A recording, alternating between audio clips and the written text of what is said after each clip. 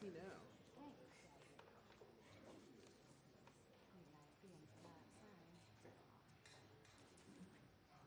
Yeah, Jake, there is rarely a moment when the president holds a formal press conference, but this is a format that will give him ample opportunity to really lay out what White House advisors call equal parts vindication and validation. Vindication because they were able to buck those historic trends. They were able to buck inflation that remains at 4-decade highs. And while they have lost and will likely lose the House at this point, they believe it underscores the reality that his agenda is popular, that his approach is popular, and while the president's approval ratings aren't exactly sky high, they've still managed to buck those trends. Now, it is a tricky balancing act right now. Obviously, the Senate and House remain uncalled. White House officials are keenly aware the House is likely to flip, even though it is closer than just about anybody thought it would be. And it raises very critical questions going forward. The president has made clear he would start to think through his decision about seeking re-election after the midterm elections. We are now a day after the midterm elections. And he also has to weigh the possibility of a Washington reshaped, a House Republican conference, no matter how small the majority, dramatically changes what the president can do and what the president will face over the next 2 years. Those are all critical elements that we expect the president to delve into here. But when you talk to White House officials, there is no denying the fact they are very pleased with what they saw last night, very closely watching how the races that are still outstanding play out. But certainly, a better night than most people expected, and White House officials feel very good about that in advance of the president's remarks.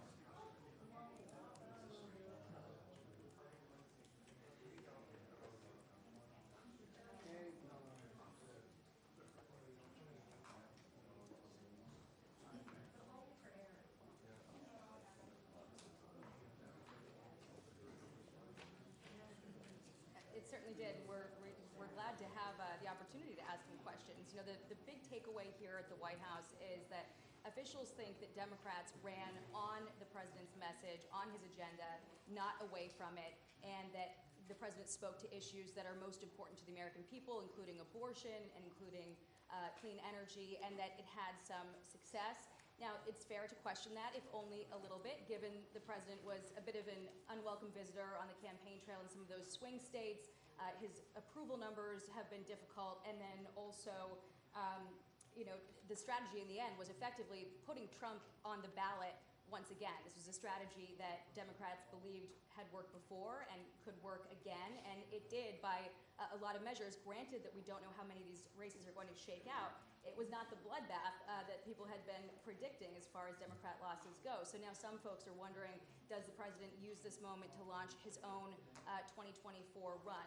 We will also wait to hear more about what the president wants to do in the second half of his term. You know, most of his closing midterm message focused on painting a stark picture of what a GOP-controlled Congress would look like, touting his own achievements. We did not hear a lot about what he hopes to accomplish in the second half of his term, aside from codifying abortion rights, which, if Democrats don't maintain control of both chambers, looks to be very much a question mark. We also would need to figure out, you know, how he plans to engage with whoever the leader of the new Congress is if Republicans take over the House. So we've got a little insight into what the next few days and weeks look like, but we're hoping to get the president's view into what his plans are and how he plans to work with this Congress now.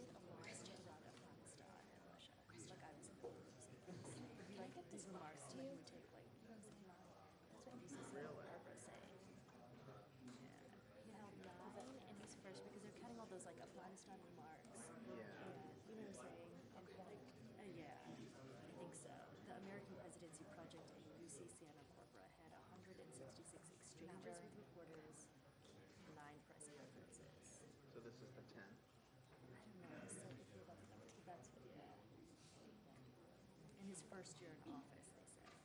And had the other one in January. I don't know. I just think he doesn't do it better. They just the numbers. He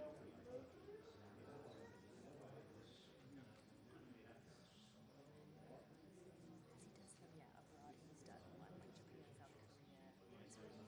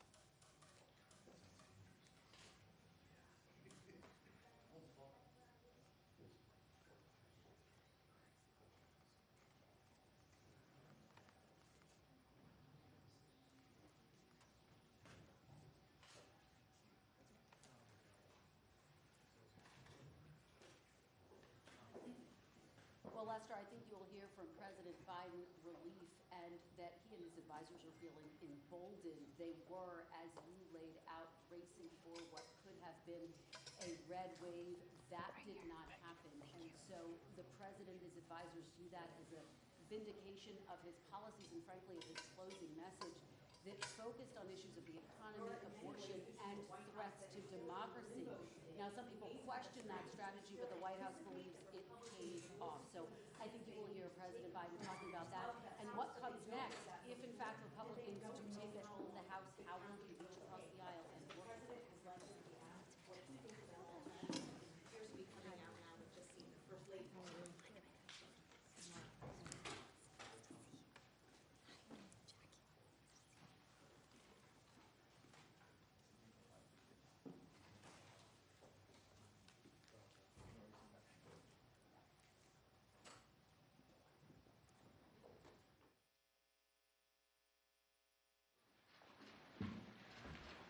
Good afternoon. Well, we had an election yesterday. And it was a good day, I think, for democracy. And I think it was a good day for America. Excuse me, I'm a little hoarse.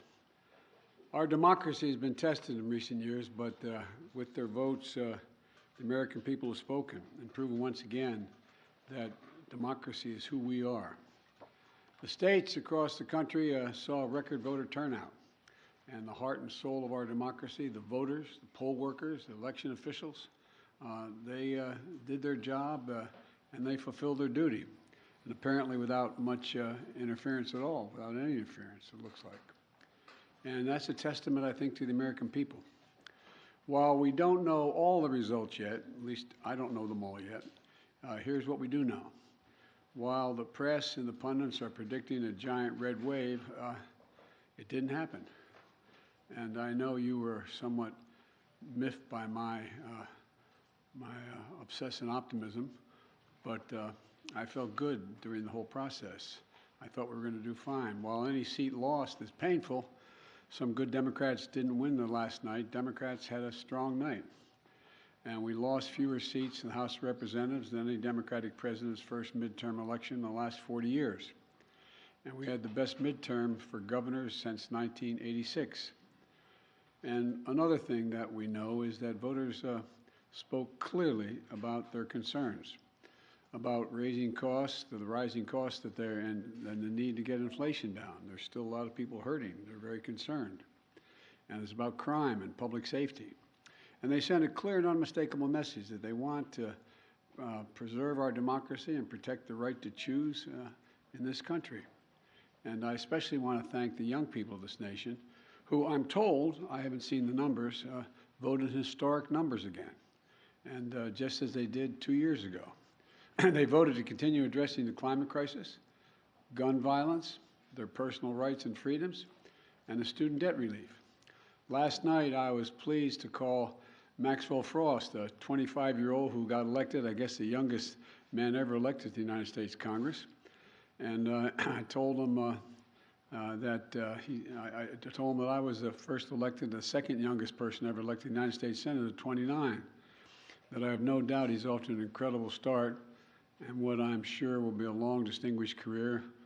And when he's president and they say Joe Biden's out in the outer office, I don't want to say Joe who. But the voters were also clear that they are still frustrated. I get it. I understand it's been a really tough few years in this country for so many people. When I came to office, we inherited a nation with a pandemic raging and an economy that was reeling. And we acted quickly and boldly to vaccinate the country and to create a stable and sustained growth in our economy. Long-term investment to rebuild America itself, our roads, our bridges, our ports, our airports, clean water systems, high-speed internet. And we're just getting started. The interesting thing is that this is all going to really come into clear view for people in the months of January, February, March of next year. It's just getting underway. So I'm optimistic about how the public's going to even be more embracive of what we've done. Historic investments that are leading companies to invest literally hundreds of billions of dollars combined to build semiconductor factories and other advanced manufacturing here in America. It's going to create tens of thousands of good-paying jobs. And by the way, a significant number of those jobs are going to be jobs that pay average $126,000, $127,000. You don't need a college degree to get those jobs. And we're dealing with global inflation as a result of the pandemic and Putin's war in Ukraine. We're also handling it better than most other advanced nations in the world. We're lowering gas prices. We're taking on powerful interest, lower prescription drug costs, and health insurance premiums, and energy bills. After 20 months of hard work, the pandemic no longer controls our lives. It's still a concern, but no longer controls our lives. Our economic policies have created a record 10 million new jobs since I came into office. Unemployment rate is down from 6.4 when I was sworn in to 3.7%, near a 50-year low. And we've done all this while lowering the federal deficit in the 2 years by $1.7 trillion. Let me say it again, $1.7 trillion. No administration has ever cut the deficit that much. And reducing the federal deficit is one of the best things we can do to lower inflation, but while we've made real progress as a nation, I know it's hard for folks to see that progress in their everyday lives. And it's hard to see the results from actions that we took while we have to implement what we've done. But I believe we took the right steps for the country and for the American people. In fact, if you look at the polls, overwhelming majority, I don't look at them much anymore because I'm not quite sure how to read them anymore. I hope you are uncertain as well. But overwhelming majority of American people support the elements of my economic agenda. From rebuilding America's roads and bridges to lowering prescription drug costs to historic investment in tackling the climate crisis to making sure that large corporations begin to pay their fair share in taxes. And I'm confident these policies are working and that we're on the right path, and we need to stick with them. All these initiatives take hold as they do, from lead pipes being removed from schools and homes to new factories being built in communities with a resurgence of American manufacturers. It's already created, by the way, 700,000 brand new manufacturing jobs. You've heard me say it ad nauseum. I don't know where it's written. It says we can't be the manufacturing capital of the world. We are now exporting product, not jobs, around the world. People across the country are going to see even more clearly the positive effects on their day-to-day lives. But I still understand why they're hurting right now. So many people are concerned. As I have throughout my career, I'm going to continue to work across the aisle to deliver for the American people. And it's not always easy, but we did it the first term, Now, I'll be surprised a lot of people that we signed over 210 bipartisan laws since I've become president, and we're revitalizing American manufacturing, gun safety, we did it together, and dozens of laws positively impacting on our veterans. And let me say this, regardless of what the final tally in these elections show, and there's still some counting going on, I'm prepared to work with my Republican colleagues. The American people have made clear, I think, that they expect Republicans to be prepared to work with me as well. In the area of foreign policy, I hope we'll continue this bipartisan approach of confronting Russia's aggression in Ukraine. When I return from the G20 meetings in Indonesia with other world leaders, I'm going to invite the leaders of both political parties, as I've done in the past in my foreign trips, to the White House to discuss how we can work together for the remainder of this year and into the next Congress to advance the economic and national security priorities of the United States. And I'm open to any good ideas. I want to be very clear. I'm not going to support any Republican proposal that's going to make inflation worse. For example, the voters don't want to pay higher prescription costs for drugs. We've cut that now. We're going to kick into gear next year, next calendar year. And I'm not going to walk away from the historic commitments we just made to take on the climate crisis. They're not compromisable issues to me, and I won't let it happen. The voters don't want more taxes for the tax cuts for the super wealthy and biggest corporations. And I'm going to continue to focus on cost cutting for working and middle class families and building an economy from the bottom up and the middle out. I know you're tired of hearing me say that, but I genuinely mean it. That's what makes America grow. The wealthy do very well when the middle class is doing well, and the poor have a way up, and while continuing to bring down the federal deficit. You know, as we look at tax cuts, we should be looking at tax cuts for working people and middle-class people, not the very wealthy. They're fine. And if you can go out and be a multimillionaire, that's great. Just pay your fair share. That's all. That's all. Just pay your fair share. It's like those 55 corporations in 2000 that made $40 billion and didn't pay a penny in federal taxes. It's not right. Everybody has an obligation. So now they have to pay a staggering 15%. You all pay more than that for your taxes. So I'm going to keep my commitment that no one earning less than $400,000 a year, and that's a lot of money where I come from, are going to see their federal taxes go up. And I want to be very clear. Under no circumstances will I support the proposal put forward by Senators Johnson and the senator from down in Florida to cut or make fundamental changes in Social Security and Medicare. That's not on the table. I will not do that. I will veto any attempt to pass a national ban on abortion, but I'm ready to compromise with Republicans where it makes sense on many other issues. And I'll always put the needs and interests of the American people first. So let me close with this. On this election season, the American people made it clear. They don't want every day going forward to be a constant political battle. There's too much of that going on. And there's too much that we have to do. The future of America is too promising to be trapped in an endless political warfare. And I really mean it. You've heard me say it time and again for the last 20 months or so. I am so optimistic about the prospects for America. We need to be looking to the future, not fixated on the past. And that future is bright as can be. We're the only nation in the world that's come out of every crisis stronger than we went into the crisis. And that's a fact. I mean, literally mean that. We've come out stronger than we've gone in. And I've never been more optimistic about America's future than I am today. You know, particularly because of all those young people I talked about, 18 to 30. They're showing up. They're the best educated generation in American history. They're the least prejudiced generation in American history, the most engaged generation in American history, and the most involved.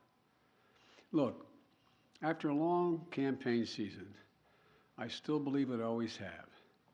This is a great nation, and we're a great people. And it's never been a good bet to bet against America. Never been a good bet to bet against America. There's nothing beyond our capacity if we work together. We just need to remember who the hell we are. We're the United States of America. The United States of America. There's nothing beyond our capacity. And I'm pretty well convinced that we're going to be able to get a lot done. Now, I've been given a list of 10 people that I'm supposed to call on, and you're all supposed to ask me one question, but I'm sure you'll ask me more. And so let me start off with a list I've been given. Zeke Miller, Associated Press. Thank you, Mr. President. I have 2 questions for you. First, as you mentioned, voter. How come we never hold you guys the same standard you hold us to? But anyway, go ahead. We'll I'm teasing. You mentioned that Americans are frustrated, and in fact, 75% of voters say the country is heading into the wrong direction, despite the results of last night. What in the next 2 years do you intend to do differently to change people's opinion of the direction of the country, particularly as you contemplate a run for president in 2024? Nothing, because they're just finding out what we're doing. The more they know about what we're doing, the more support there is. Do you know anybody who wants us to get rid of the change we made on prescription drug prices and raise prices again? Do you know anybody who wants us to walk away from building those roads and bridges and the internet and so on? I don't know. I think that the problem is the major piece of legislation we passed, and some of it bipartisan, takes time to be recognized. For example, you got over $1 trillion worth of infrastructure money, but not that many spades have been put in the ground. It's taking time. For example, I was on the phone congratulating a Californian recently, and then someone up in Scranton, Pennsylvania, the congressman who got elected. He said, "Can you help us make sure we're able to have high-speed rail service from Scranton to New York City?" I said, "Yeah, we can. We can. First of all, it'll make it a lot easier, take a lot of vehicles off the road, and we have more money in the pot now, already out there, we voted for, than the entire money we spent on Amtrak to begin with." And it's the same way. For example, I talked about through the campaign that we're going to limit the cost of insulin for seniors to $35 a month instead of $400 a month. Well, it doesn't take effect till next year. So there's a lot of things that are just starting to kick in. And the same way with what we've done in terms of the environmental stuff. It takes time to get it moving. So I'm not going to change. As a matter of fact, you know, there's some things I want to change and add to. For example, we had passed the most bipartisan, we passed the most extensive gun legislation, rational gun policy in 30 years, but we didn't ban assault weapons. I'm going to ban assault weapons. They're going to try like the devil. So I'm not going to change the direction. I said I ran for 3 reasons. I'm going to continue to stay where I am, and I know I fully understand the legitimate concern that what I'm saying is wrong, okay? One is that I said we're going to restore the soul of the country, begin to treat each other with decency, honor, and integrity. And it's starting to happen. People are, the conversations are becoming more normal, becoming more, how can I say it, decent. Second thing I said was I want to build a country from the middle out, the bottom up, and that way everybody does fine. I'm tired of trickle down. Not a whole lot trickles down, but when you trickle down to hardworking folks. And the third thing I know is still very hard.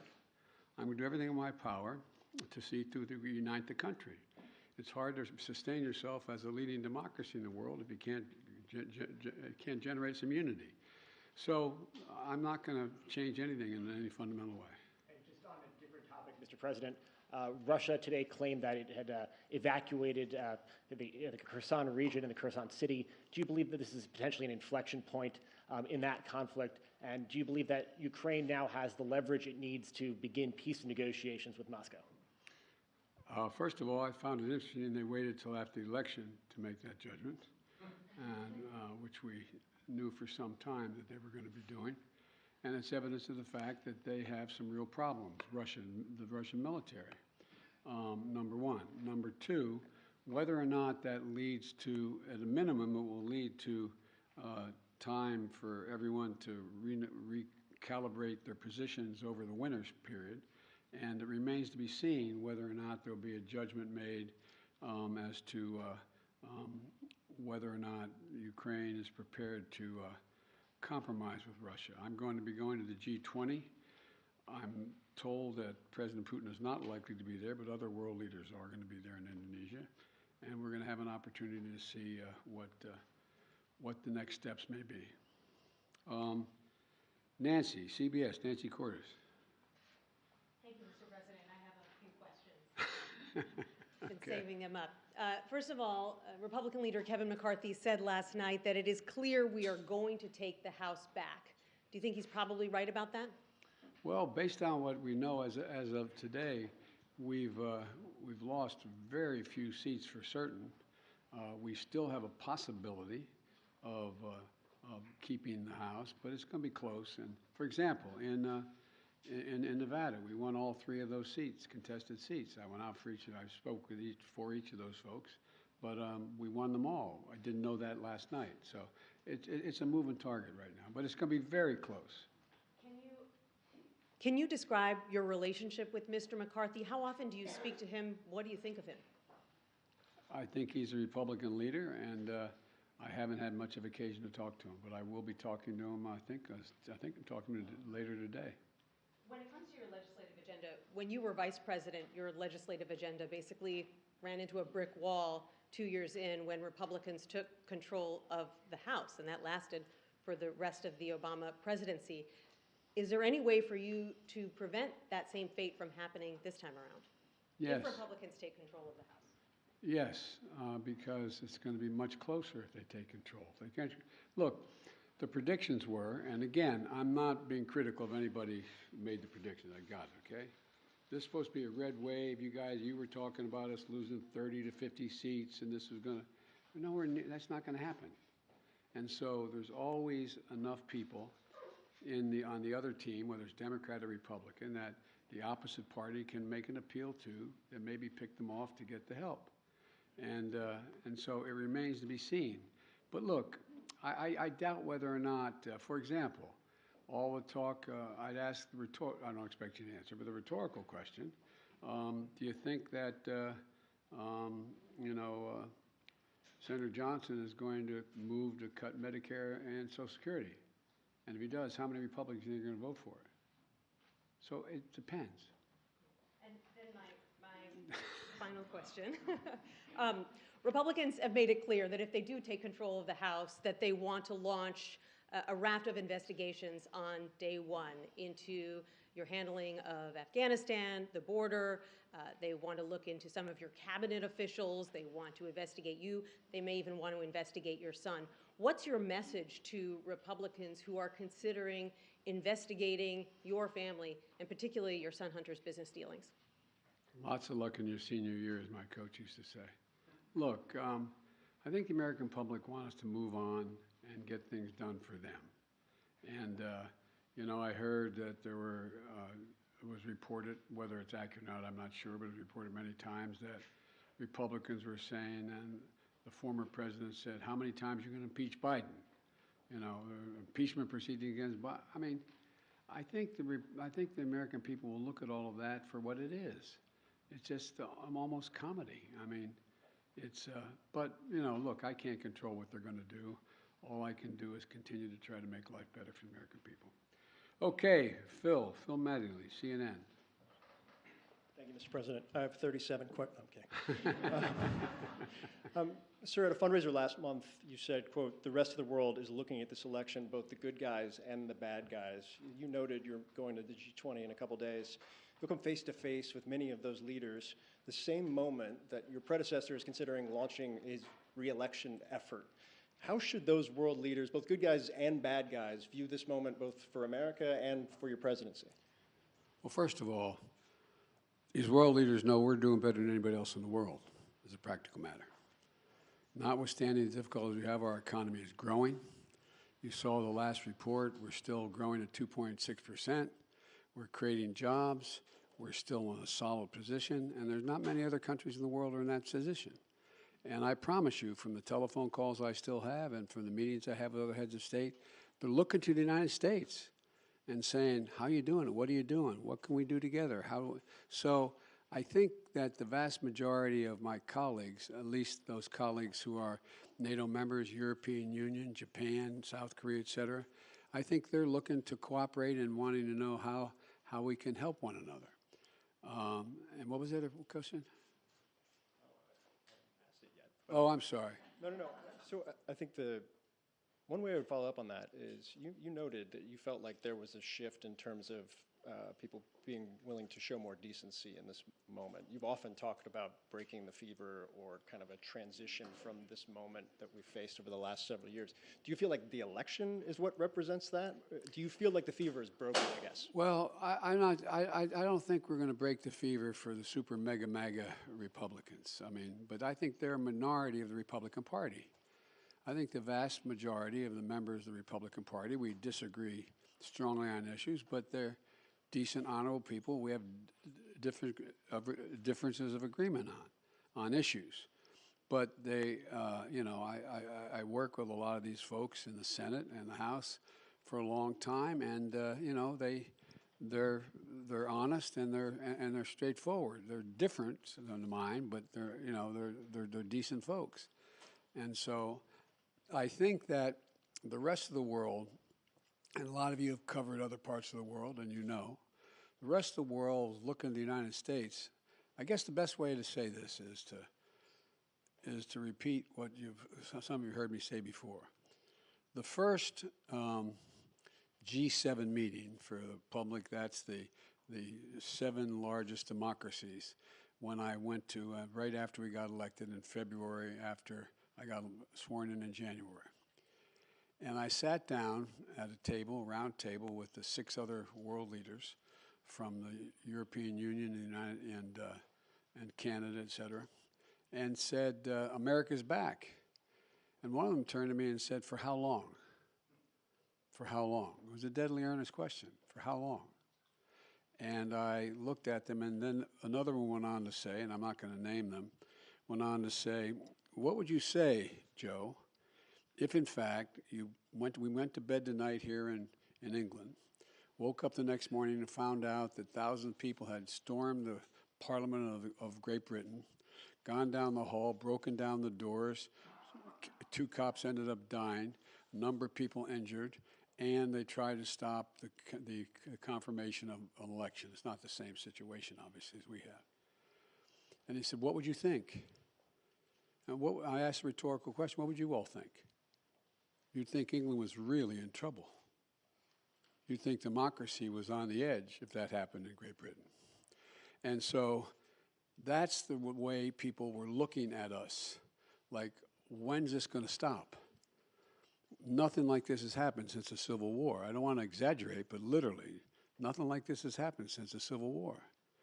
And so what I find is that they want to know, is the United States stable? Do we know what we're about? Are we the same democracy we've always been? Because, look, the rest of the world looks to us. I don't mean that we're always right. But if the United States tomorrow were to, quote, withdraw from the world, a lot of things would change around the world. A whole lot would change. And so they're very concerned that we are still the open democracy we've been, and that we have rules and the institutions matter. And that's the context in which I think that they're looking at, are we back to a place where we are going to accept decisions made by the court, by the Congress, by the government, et cetera? So the entire genesis of that G7 conversation was tied to your predecessor, who is about to launch another campaign. So how do you reassure them, if that is the reason for their questioning, that the former president will not return, or that his political movement, which is still very strong, will not once again take power in the United States? Well, we just have to demonstrate that he will not take power by, if he does run, making sure he, under legitimate efforts of our Constitution, does not become the next president again.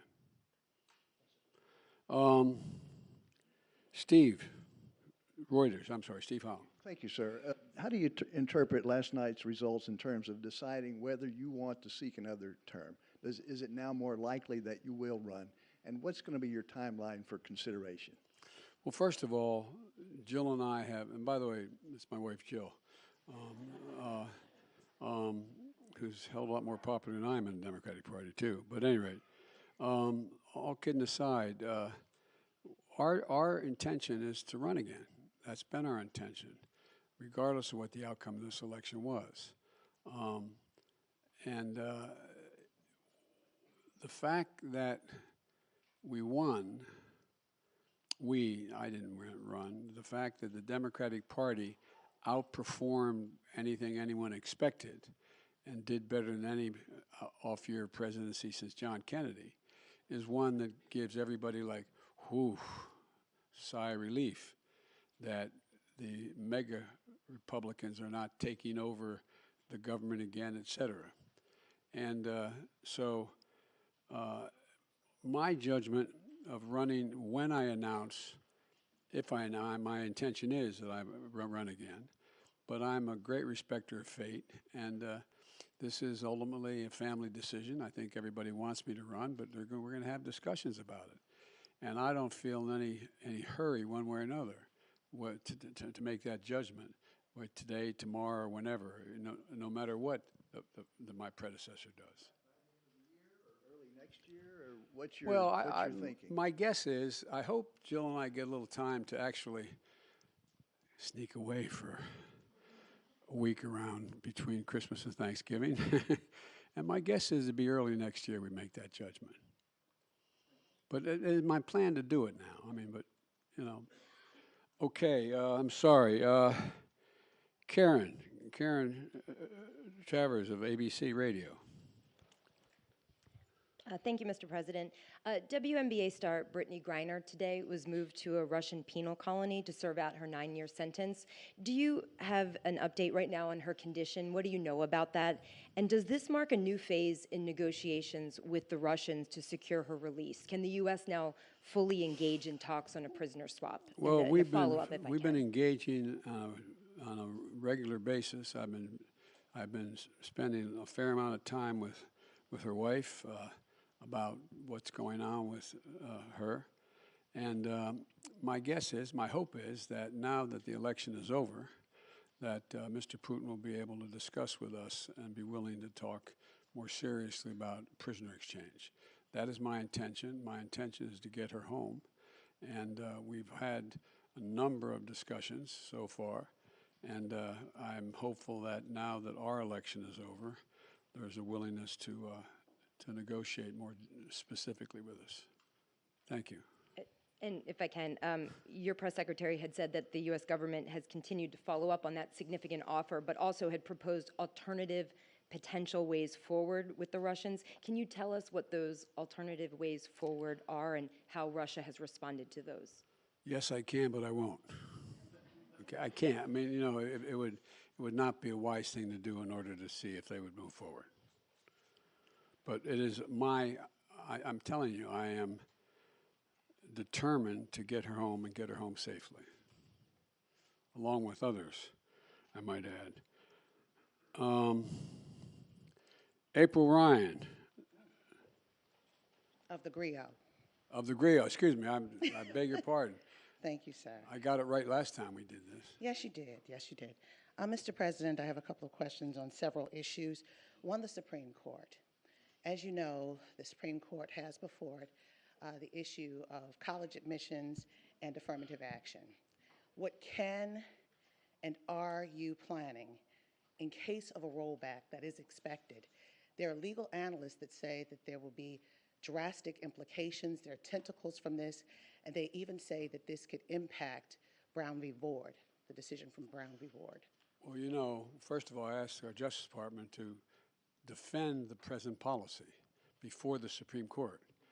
And like a lot of pundits, I'm not prepared to believe that the Supreme Court is going to overrule the existing decision. That's far from certain, and I don't believe that. But number one, what I did to try to change it is object to it before the Supreme Court of the United States, our administration. Number two, there are a number of things that we can and must do to make it. And by the way, this is a case involving an Asian American in terms of getting into school, and whether there's affirmative action makes sense at all from the standpoint of those who are arguing against it. But the fact is that we're we're also in a circumstance where there's a lot that we can do in the meantime to make sure that there's an access to good education across the board. And that is by doing things that relate to starting education at age 3, formal schooling at age 3, which increases not daycare but school. All the studies over 10 years show that that increases the prospect of someone making it through 12 years without any difficulty, no matter what the background they come from, by 56%. And I also think that we should be making sure that we have the ability to provide for 2 years of education beyond that, whether it's apprenticeships or community colleges. And we also are in a situation where I think that, for example, I want to make sure a lot of it has to do with finances as well, that we make sure that we have help for people who come from modest means to be able to get to school. You know, the cost of college education has increased fourfold. And it used to be that a Pell Grant would cover something like 70% of the college tuition. Now it covers significantly less than that. So I want to increase the Pell Grants as well. But let's see what the Supreme Court decides. And I am hopeful, and our team and the lawyers that argued for us are not nearly as certain as the people you quoted as saying it's going to be overruled. Next question, sir. The issue is inflation. The GRIO and KFF conducted a study of black voters that said inflation was the #1 issue, and we saw it in this midterm election. What can you promise concretely in these next 2 years that will help turn the pocketbook for the better in the midst of staving off a recession? Well, a number of things. First of all, black unemployment is almost cut in half under my administration just since I began. More black businesses have opened up, small businesses, than ever before. We're now in a situation where we're providing, through the Small Business Administration, down payments for people buying homes, because most people accumulate wealth in the value of their home. Most middle-class families are like mine. My dad bought a home, didn't have it, just scraped together to get a home. By the time he was able to retire, he had built up equity in the home. That's how most people do that. But what I can't do is I can't guarantee that we're going to be able to get rid of inflation, but I do think we can. We've already brought down the price of gasoline about $1.20 a gallon across the board, and I think that the oil companies are really doing the nation a real disservice. Six of them made over $100 billion in the last quarter in profit. $100 billion.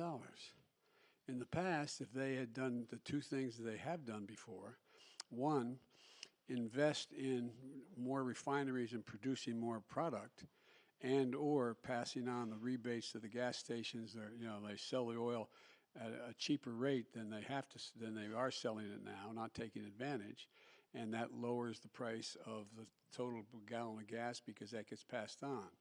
So there's a whole lot of things that we can do that are difficult to do, but we're going to continue to push to do them. And the other thing is that one of the things that makes a gigantic difference is what are the costs that exist in the average family and average black community. One, prescription drug cost. Well, we're driving those down precipitously beginning next year. And, I'll bet a lot of people in the African American and Caucasian community that need to take insulin for diabetes. Well, we're going to be reducing that cost. They're not going to pay more than $35 for the insulin instead of average of $400. And I can go down the list of the things that my dad used to say it a different way. At the end of the month, the things you have to pay for, from your mortgage to food on the table to gasoline in the automobile, do you have enough money to do it? And when it's done, do you have anything left over? And medical bills are a big piece of that, particularly in the African American community and the poorer communities. They need help. And so we're driving down all of those costs, and we've already passed the legislation to do that. It's just taking effect. So there's a lot of things we can do to affect the things that people need on a monthly basis to reduce their inflation, their cost of living. But I am optimistic because we continue to grow and at a rational pace. We are not anywhere near a recession right now in terms of the growth, but I think we can have what most economists call a soft landing. I'm convinced that we're going to be able to gradually bring down prices so that they, in fact, end up with us not having to move into a recession to be able to get control of inflation. And Mr. President, last question on humanity. Everybody else got some. Well, you're coming. Okay, go ahead. Last question on humanity. Sir, you can't legislate and you can't executive order out the issue of empathy or the lack thereof in the midst of this rhetoric, this heated political rhetoric. What's next?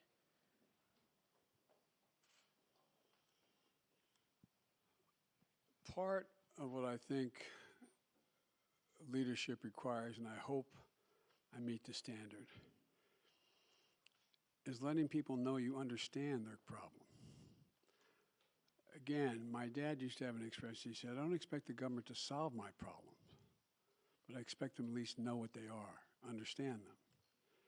And like a lot of you, we've been very fortunate as a family, but we've also been through a lot of fairly tough times. And I've had the great advantage of having a family to get through them. When my first wife and daughter were killed when a tractor trailer broadsided them and killed my wife and killed my first wife and killed my daughter. And my two boys were expected to die. It took the jaws of life 3 hours to get them out there on top of their dead mother and dead sister. I understand what that pain's like. And when Jill and I lost Bo after a year in Iraq, winning the Bronze Star Conspicuous Service Medal, a major in the United States military, came home with stage 4 glioblastoma because he lived about between 200 and 500 yards from a burn pit that's 10 feet deep and as big as a football field, burning every toxic waste you could find. You know, I think that we understand what it's like to lose family members, mothers, fathers to cancer. All of you have been through that kind of thing. We've been fortunate, though. We've had each other. We've had strong families, Jill's sisters, my brothers, my sister. And so what we can do to deal with that empathy is make sure there's help available. Make sure there's people who are there to help, whether they are psychologists or whether they're medical doctors or whether they're social workers, to be there to help just hold a hand. And for example, we can do an awful lot for a lot of families, the families you're talking about, if we reinstate this child tax credit. It cut child poverty by 40% when it was in place. I couldn't get it passed the second time around. So there's a lot we can do. And the empathy is not just talking about it, it's communicating to people you genuinely understand. And I hope a lot of people don't understand because I don't want people having to know the pain. But the second piece of that is let them know that you are there to help. You're there to help. And one of the things I've talked with Vivek Murthy about, and a lot of you have written about it, and you've written it well about it, is the need for mental health care in America. You know, when we got elected, there were something like, I don't know, 2, 3, 5 million people who gotten their COVID shots. Well, in the meantime, I got over 220 million people, all 3 shots. But in the meantime, what happened? We lost over 1 million dead. 1 million dead. I read one study that for those 1 million people, they had 9 people who were each one had averaged 9 people close to them. A relative, someone they're married to, a child, someone close. The impact has been profound. Think of all the people, think of all your children and your grandchildren who didn't have that senior prom, who didn't have that graduation party, who didn't have all the things we had that we took for granted, that impact on their psyche. So there's a lot we have to do. And empathy reflects itself not just in what a person demonstrates they understand, of knowing what people need and helping to make it happen. And we're trying to do that. And a lot of Republicans trying to do it too. I don't mean this is a partisan thing. A lot of people are trying to do it because they know we got a problem. Okay, excuse me. These 10 questions are really going quickly.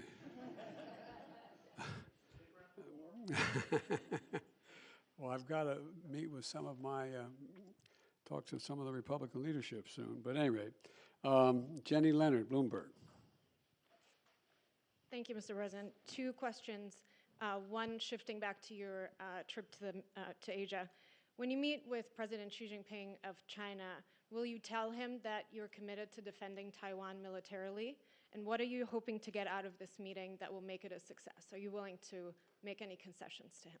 Well, look, I'm not willing to make any fundamental concessions because what I've told him in the beginning, and this is I've spent over 78, I think they told me, hours with him so far, 67 in person when I was vice president.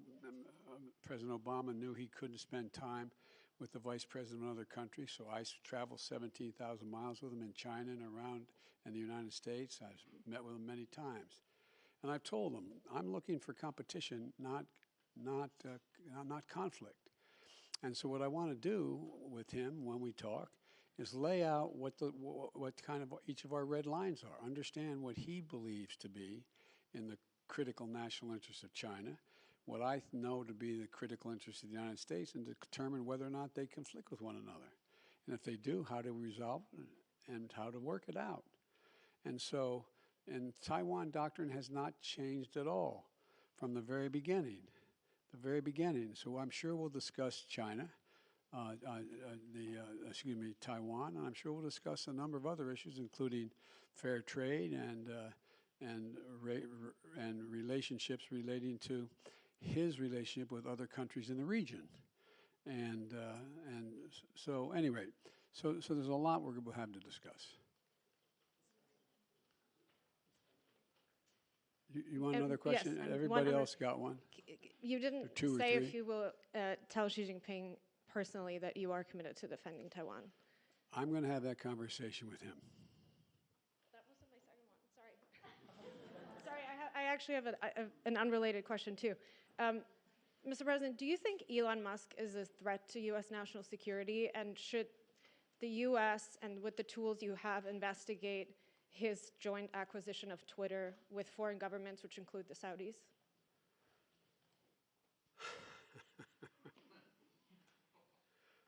I think that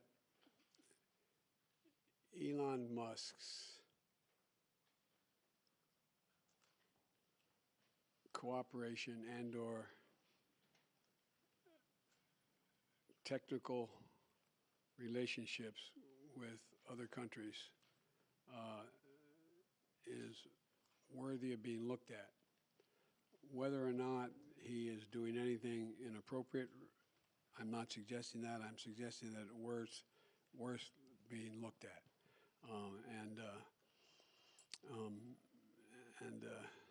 But that's all I'll say.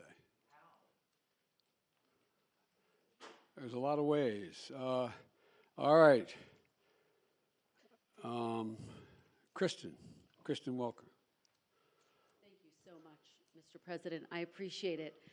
I want to follow up with you on working with Republicans. Leader McCarthy again suggested that he is not prepared to write what he has called a blank check to Ukraine, and yet you expressed optimism that funding for Ukraine would continue, that the policies toward Ukraine would continue. Why should the people of Ukraine and this country have confidence in that, given the comments by Leader McCarthy? And just to follow up with you on your comments to Zeke, you said you don't need to do anything differently. If Republicans control the House, don't you need to recalibrate to some extent to try to work across the aisle with a Republican-led House? Well, let me put it this way. What I meant was I don't have to change any of the policies I've already passed. That's what they said they want to go after. And so what I have is a simple proposition. I have a pen that can veto. Okay? So that's what I mean. I don't have to recalibrate whether or not I'm going to continue to, fund we're going to continue to fund the infrastructure bill, or we're going to continue to fund the environment, et cetera. We have to, I think there is a growing pressure on the part of the American people, expecting both parties and all elements of both parties to to work out their substantive differences and not just, I'm not going to do that because it would benefit that party. Just making it personal. So and you know, it remains to be seen what the makeup of the House will be. But I'm hopeful that Kevin and I can work out modus vivendi as to how we'll proceed with one another. Will aid to Ukraine continue uninterrupted? That is my expectation. And by the way, we've not given Ukraine a blank check. There's a lot of things that Ukraine wants we didn't do. For example, I was asked very much whether we'd provide American aircraft to guarantee the skies over Ukraine. I said, no, we're not going to do that. We're not going to get into a third world war, taking on Russian aircraft and directly engage. But would we provide them with all the rational ability to defend themselves? Yes. We try those HIMARS. Well, the HIMARS, there's two kinds of, what in the average person's parlance, rockets you can drop in those. One that goes over 600 miles and one that goes about 160 miles. We didn't give them any ones that go to 600 miles because I'm not looking for them to start bombing Russian territory. And so we want to make sure that there's a relationship that they're able to defend themselves and take on what is purely the ugliest aggression that's occurred since World War II on a massive scale on the part of Putin within Ukraine. And there's so much at stake. So I would be surprised if Leader McCarthy even has a majority of his Republican colleagues who say they're not going to fund the legitimate defensive needs of Ukraine. And just a quick one. Obviously, a lot of attention on 2024 now that the votes have been cast in the midterms. 2/3 of Americans in exit polls say that they don't think you should run for re-election. What is your message to them, and how does that factor into your final decision about whether or not to run for re-election? It doesn't. What's your message to them? To those 2/3 of Americans? Watch me. Okay, one more. Very quickly, we saw Governor Ron DeSantis with a resounding victory in Florida last night. Who do you think would be the tougher competitor, Ron DeSantis or former President Trump, and how is that factoring into your decision? It'll be fun watching them take on each other. All right, David Sanger. Thank you, Mr. President. I also have a question for you about China, but before I do, I just wanted to follow up on something you said earlier. When you said it remains to be seen whether the Ukraine government is prepared to compromise with Russia. Previously, you've told us the only thing for the Russians to do is get completely out of Ukraine, go back to the lines that existed prior to February 24. Are you suggesting with the word compromise that you think that there is room for territorial compromise now? No, I'm not. See, that's up to the Ukrainians. Nothing about Ukraine without Ukraine. So what kind of compromise did you have in mind? I didn't have any in mind. You have asked the question whether or not, if I recall, whether or not what would happen if, in fact, after I think the context is that whether or not they're pulling back from Fallujah and from the Kherson, the city of Kherson, and they're coming back across the river to the eastern side of the river, the Russian forces. And I said, what's going to happen is they're going to both lick their wounds, decide what they're going to do over the winter, and decide whether or not they're going to compromise. That's what's going to happen, whether or not. I don't know what they're going to do. But I do know one thing, we're not going to tell them what they have to do. You were asked before about your meeting with President Xi. At this point, the Chinese government, by the estimate of the Pentagon, is getting ready to bring their force of nuclear weapons up to over 1,000 weapons, significant increase from what they've had for many decades. You've seen the threats from President Putin about the use of his nuclear force. Remember how you all went after me when I said that was real? And what in your view happened? Do you think he backed off because of that? No, I'm just saying. I just found it interesting that Biden's being Biden's being extremist. And it turns out you all are writing about it now. Kind of fascinating. So my question is, do you think that they are putting together a real alliance, the Chinese and the Russians? And do you believe that you need to begin speaking with President Xi about some form of arms control if he's going to get up to a level of weapons similar to what the United States and Russia have right now? No and yes. No, I don't think there's a lot of respect that China has for Russia or for Putin. I don't think they look at that as a particular alliance. Matter of fact, they've been sort of keeping their distance a little bit. I do think that it remains to be seen whether Xi Jinping has decided that, or backed off of his initial judgment that he wanted China to have the most powerful military in the world, as well as the largest economy. But he's a long way from both. But I think talk about nuclear weapons and location, the number of them, and access is important to discuss. Thank you all so very, very much.